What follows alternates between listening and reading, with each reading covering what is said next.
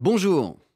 L'autre jour, je suis tombé sur une vieille gravure de Bologne qui aurait pu aussi bien évoquer San Gimignano ou Sienne, avec une ville semée de tours étroites ressemblant au gratte-ciel de Manhattan.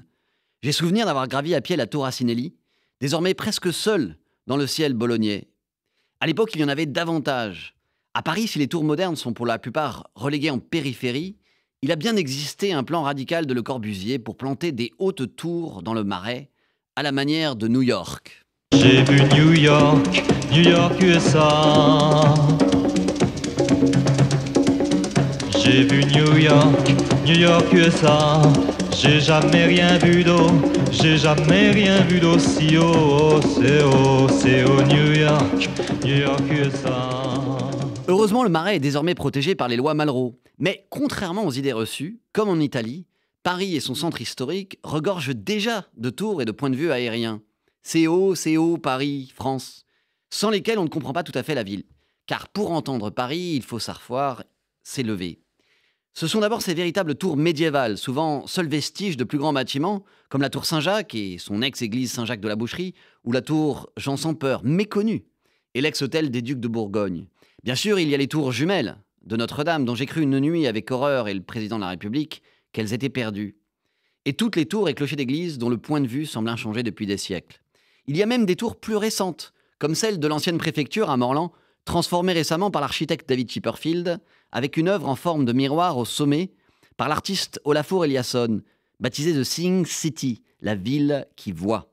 La perspective sur la rue principale de l'île Saint-Louis et son clocher, sur la Seine qui miroite et sur tout Paris est si spectaculaire que j'en avais fait ma carte de vœux en 2022 et une publication sur mon compte Ariel Veil Insta, bien sûr.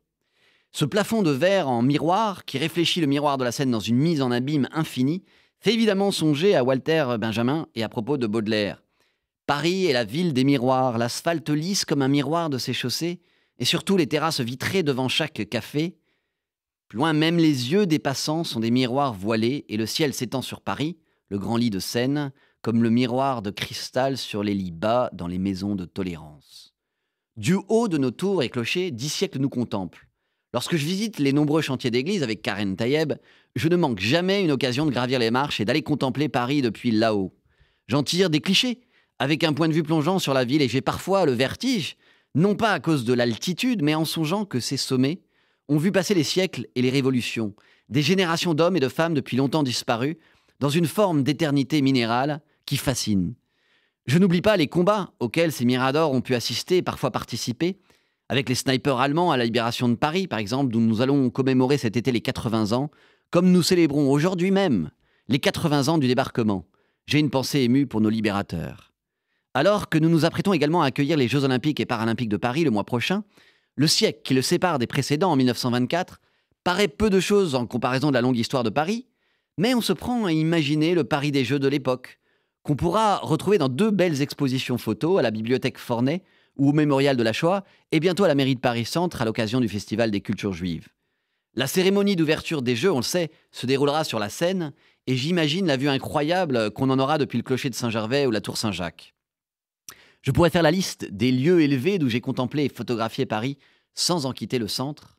Je préfère en conserver le souvenir et quelques clichés qui, j'espère, vous inciteront à faire l'ascension des clochers de nos églises, tours médiévales, toits de monuments ou anciennes portes d'octroi, ou même de ces grandes colonnes très 19e siècle dont peu de monde sait, même depuis la série Lupin, qu'on peut les gravir par un escalier étroit en colimaçon, de la colonne de Juillet et son gentil génie à celle de la place Vendôme.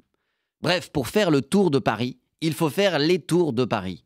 Ce sont ces points de vue élevés qui permettent de déceler les évolutions de la ville au milieu des permanences, avec ces nouvelles tours qui s'élèvent, comme le nouveau palais de justice ou l'immeuble du Monde, ces bâtiments nouveaux qui modifient très lentement Paris par petites touches pointillistes, détails dans un cadre immuable, et tous ces jardins secrets qu'on ne voit qu'en s'élevant. Bien sûr, il y a les 2 grandes tours Eiffel et Montparnasse et tous ces hauts monuments de l'Arc de Triomphe au Panthéon. Mais à ces vues archi-vues, et parfois presque trop aériennes, je préfère celles des petites tours bien plus anciennes et méconnues de Paris, dont la hauteur semble parfaitement calculée pour livrer les secrets de la ville. Et puis, il y a les toits qui, par la magie urbaine des dénivelés, donnent à voir des angles improbables et des trésors cachés. Voilà pourquoi les toits fascinent les Parisiens, des amoureux aux acrobates des Yamakasi. Il faut dire que depuis le 19e siècle, les toits de zinc donnent à la ville une unité magnifique et une fournaise infernale lors des canicules. Leurs reflets changeant avec le temps réinventent le ciel parisien, selon les éclats du soleil ou de la neige, et on songe aussi bien à cette image du Paris enneigé de Caillebotte qu'au Paris hollywoodien de Walt Disney et de ses Aristochats.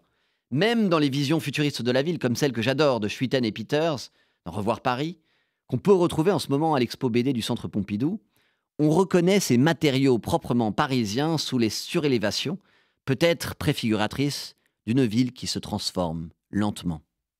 Comme les tours médiévales qui convoquent le savoir-faire de nos artisans pierreux ou menuisiers, les couvreurs zingueurs de Paris sont célèbres. Ils ont été immortalisés récemment pour le compte de ma mairie par la photographe franco-israélienne Gali Etan, qui a exposé sur les grilles du square du Temple Elie Wiesel ces clichés de la petite boutique Atelier et les toits parisiens de la rue Saint-Paul.